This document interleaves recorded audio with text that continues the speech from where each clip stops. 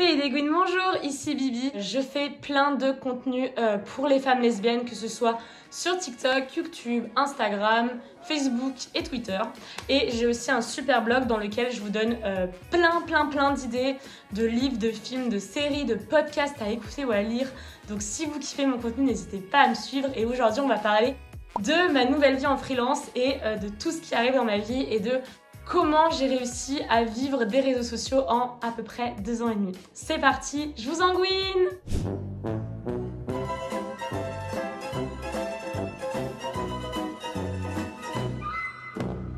J'ai eu une question en DM ce matin en me demandant comment ça se passait, comment j'ai fait en fait pour vivre de par mon lesbienne, et du coup j'ai décidé un petit peu de vous expliquer comment ça se passait en tant qu'auto-entrepreneuse et notamment en fait un petit peu comment j'en suis arrivée là. Moi, il faut savoir que j'ai commencé par mon lesbienne en mars 2020, mais avant j'organisais des événements, donc j'étais déjà en freelance. J'organisais des événements dans ma ville à Annecy et du coup j'ai dû ouvrir un sirette et tout. Mais en gros depuis mars 2020 je suis sur les réseaux sociaux et pour vous donner un ordre d'idée, j'ai 32 000 abonnés sur TikTok aujourd'hui, on est en août 2022, j'ai 16 000 sur Instagram, j'ai 1600 sur Facebook, Twitter je débute, YouTube je suis à peine à 1000 où je commence à... Enfin je les frôle et désolée j'ai des boutons de moustique et j'en suis allergique, c'est très chiant. Twitter je commence et mon blog il n'y a pas vraiment d'abonnés, juste j'ai de la visibilité et ça dépend des articles que je fais. Et en fait comment ça se passe, c'est que quand tu es créatrice de contenu, comment tu gagnes ta vie en fait tout simplement, c'est qu'il y a des marques qui vont venir te contacter et qui vont te demander de réaliser une prestation pour elles. Alors dans la vraie vie normalement elles te rémunèrent à chaque fois, sauf que il y a beaucoup de créateurs et créatrices de contenu qui refusent la rémunération et qui marchent beaucoup au gifting. Et du coup, il y a beaucoup de marques qui se disent « Ok, la meuf, elle se fait pas payer, donc pourquoi elle se ferait payer ?» Donc, juste pour remettre aussi juste dans le contexte de tout ça, c'est que moi, je vis une putain de niche, c'est-à-dire que moi, je vise vraiment les femmes lesbiennes. Et ça intéresse gavé de personnes, surtout que j'ai des contenus body positive et féministes. Donc, c'est pour ça que moi, je pense que j'arrive à gagner ma vie, entre guillemets, avec ce compte. Parce que je suis vraiment genre une petite niche, tu vois. Je fais pas du lifestyle grand public que beaucoup de gens font. Mais en gros, en théorie, t'as des marques, enfin en théorie, il y a des marques qui viennent te contacter, mais tu peux aussi aller en contacter. C'est souvent ça d'ailleurs que les gens me demandent, les influenceurs. Parce que oui, si t'attends que les marques te contactent, tu peux attendre une vie comme ça, parce qu'en fait, il y a tellement d'influenceurs que les marques, elles les connaissent pas tous, tu vois. Donc l'idée, c'est aussi d'aller en contacter. Mais en gros, t'as des marques qui te contactent et tu leur fais payer une prestation. Donc moi, de janvier 2021, c'est là où j'ai eu ma première marque qui est venue me contacter, à novembre 2021, j'ai tout fait toute seule. Tout en fait, tout, le devis, le contrat, la facture, les négos et tout. Et aller chercher aussi des marques. Et très vite, je me suis rendu compte que ça prenait un temps de malade. Et que c'était très difficile pour moi déjà de négocier, parce que je suis pas une négociatrice dans l'âme. Moi, je suis plus dans l'humain, tu vois. Et surtout, c'était hyper compliqué parce que j'arrivais jamais à tarifier, tu vois. Et beaucoup de personnes, des influenceuses d'ailleurs, comme Look et Macha, enfin bref, des femmes m'ont dit meuf, tu fais pas assez payer, tu vois. Et je me suis dit, mais c'est hyper compliqué en vrai parce que moi, j'ose pas demander plus. Enfin, en fait, c'était vraiment le truc du syndrome de l'imposteur et en mode, je sais pas trop comment faire. Et c'est là où elle m'a parlé d'une agence qui s'appelle Creatora. Alors, cette vidéo n'est pas sponsorisée par mon agence. En vrai, elles auraient kiffé, mais pas du tout. En fait, là, je suis entrée dans cette agence et donc ça m'a fait hyper peur au début parce que mon agence, elle fonctionne pas comme toutes les autres. Moi, en fait, elle prend pas une commission sur mes revenus. C'est ce que beaucoup d'agences font. Moi, en fait, je les paye à l'heure. Donc, je les paye pour 7 heures par mois. Et du coup, ça varie en fonction du chiffre d'affaires qu'elle t'apporte. Mais moi, je crois que ça augmente, enfin c'est sûr, ça a augmenté ce mois-ci. Et je crois que je suis à 260 € par mois. Et je leur demande en fait ce que je veux. Enfin, ce que je veux. On dirait un peu que c'est des chiens, pas du tout. En fait, c'est juste que je les aiguille, tu vois. Par exemple, moi, je sais que je veux beaucoup de négo parce que je suis nulle. Mais il y a quelques mois, je leur ai demandé une petite formation. Là, je leur ai demandé un peu d'aide sur le micro-entrepreneuriat. Enfin voilà, en fait, elles sont top, elles t'aident sur tout. Même demain, je pourrais leur demander des créations graphiques, elles pourraient me le faire. Après, c'est juste que moi, c'est mon métier, donc j'ai pas à leur demander. Mais elles sont top, franchement, elles sont top. Et du coup, c'est comme ça que je fonctionne avec elles. Et en vrai, j'avoue, avec elles, mes revenus, donc j'estime que je suis pas responsable à 200% de tout ce qui se passe dans ma vie. Mais ils ont vraiment genre quadruplé, voire plus. Et aujourd'hui, j'arrive à en vivre. Mais c'est hyper compliqué quand même le monde de la freelance parce qu'il faut bien se dire que j'ai pas un salaire tous les mois, tu vois. C'est pas en mode je sais pas, tel client va me verser tous les mois 500 €, tu vois. Il faut bien se dire que j'ai des contrats. Donc j'ai des contrats que je signe à l'année, d'autres que je signe sur 3 mois, d'autres que je signe sur 2 mois, d'autres où je vais signer 15 vidéos, d'autres où j'en signe une. Donc en fait, c'est vraiment toute une logique à prendre. Et donc, il y a des contrats que je peux signer qui vont être énormes, mais en fait, sur le coup, le contrat, il va me faire vivre 2 mois, tu vois.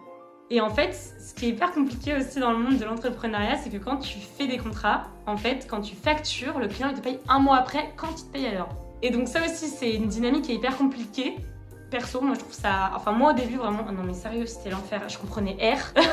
J'étais Et donc là, jusqu'à présent, en fait, j'avais mes revenus de stagiaire, en fait, parce que j'étais en contrat d'alternance. Donc ça allait. Et là, je sais que pour la rentrée, ça va vraiment être une autre dynamique, dans le sens où moi, je suis plus du genre à tous les revenus que j'ai, en fait, je les mets de côté. Et en fait, moi, je me paye un salaire fixe tous les mois. Parce que je me dis, si je me paye au salaire que j'ai par mois, comme je vous l'ai dit tout à l'heure, il y a peut-être des mois où je vais gagner 4000, tu vois, et d'autres où je vais gagner 500. Donc je préfère genre lisser tout ça et faire un salaire fixe. Comme ça, moi, je suis sereine, je peux payer toutes mes charges à la maison. Et tout le monde, il est beau, il est heureux. Donc pour vous dire un petit peu comment ça se passe à l'envers du décor, c'est ça. Et voilà, c'est souvent des longues négociations, voilà, ça se fait pas comme ça, il n'y a pas une marque qui arrive et qui dit « Coucou, tu veux signer un contrat à 4000 €? Non, surtout quand t'es petit, tu vois. Après, voilà, je vous dis, c'est vraiment une force de négociation qu'il faut avoir et si vous sentez, bah, faites-le. Mais si vous êtes des créatrices de contenu engagées et tout, n'hésitez pas à aller chez Aura. Encore une fois, elle ne sponsorise pas cette vidéo, mais enfin voilà, moi en tout cas, elles m'ont quadruplé mes revenus et voilà, enfin moi personnellement, si elles n'étaient pas là, je sais que je pourrais pas en vivre. Donc voilà un peu comment ça se passe, le monde de l'autre côté. Et moi, j'ai toute une organisation du coup. Moi, en fait, bah, je planifie tout.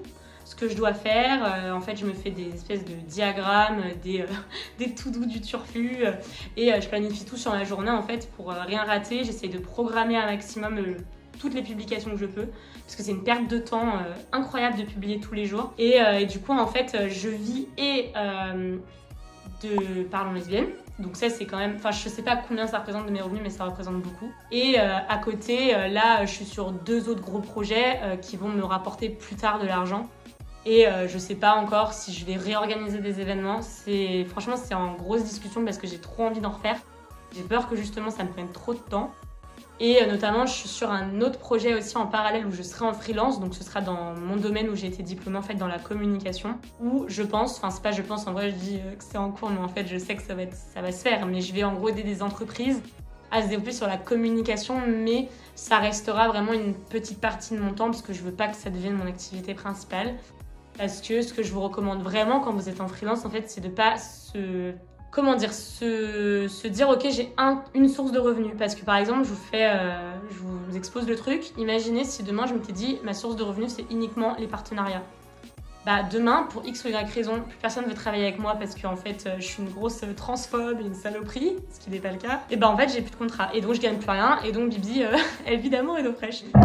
Et alors là, il y a le chien qui a poussé mon ring au calme. Et donc, ça, c'est mes petits conseils. Et après, les autres petits trucs aussi, c'est de bien se développer partout sur les réseaux sociaux et de faire plein de contenus différents. Parce que comme vous le savez, moi, sur TikTok, c'est la guerre. Je suis tout le temps shadowban. Je suis en avertissement full raid depuis des mois. Du coup, moi, je me suis développée aussi sur Insta. Je me suis aussi développée sur Facebook. J'ai fait un blog. Parce que je me dis, le jour où j'ai un réseau qui pète, genre, on va pas se mentir, un jour TikTok va vraiment me virer, je pense. Et bah, j'aurai plein d'autres réseaux sociaux où je pourrais ramener, tu vois, les gens sur mon TikTok s'ils me retrouvent pas, tu vois. Donc voilà. En tout cas, je sais pas si ça répond vraiment à la question que j'ai en DM tout à l'heure. Mais j'espère en tout cas que ça vous aidera au moins un minimum si ça intéresse des gens. En vrai, si ça vous intéresse, moi je suis grave chaude de faire sur cette chaîne vraiment une petite liste de lecture en mode communication, aide à la freelance, aide aux gestions du budget et tout. Je suis pas une pro de l'organisation et si vraiment vous voulez un truc comme ça, allez voir Louche. Elle a fait un super site où elle vous aide avec des templates et tout. Moi, c'est pas mon délire, mais par contre, je peux vraiment vous aider dans tout ce qui est comment gérer sa vie, comment ça se passe le freelance, comment en fait j'ai réussi ou comment je me suis développée sur les réseaux, mes tips pour gagner des abonnés. Enfin en vrai vraiment si ça vous intéresse, moi je suis ouverte à tout, juste vous mettez un petit commentaire et comme ça me donnera plein d'idées pour faire des prochaines vidéos. Donc voilà, j'espère que cette vidéo vous a plu, j'espère que vous avez appris des choses. Elle était vraiment improvisée donc je pense pas qu'elle sera beaucoup coupée parce qu'en vrai j'ai pas dit trop de conneries parce que des fois je les coupe quand je dis de la merde. Mais en tout cas, si vous kiffez mon contenu, n'hésitez pas à me suivre sur YouTube. Déjà, ça serait cool, ça me ferait plaisir.